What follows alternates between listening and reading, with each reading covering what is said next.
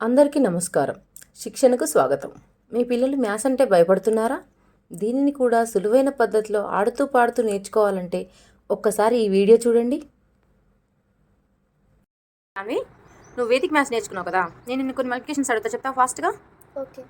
Okay. 44 × 99.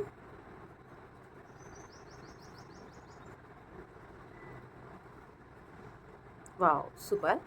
102 × 103.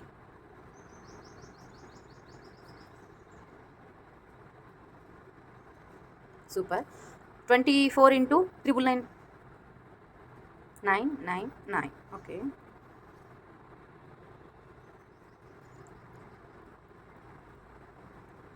Super super Shanvi.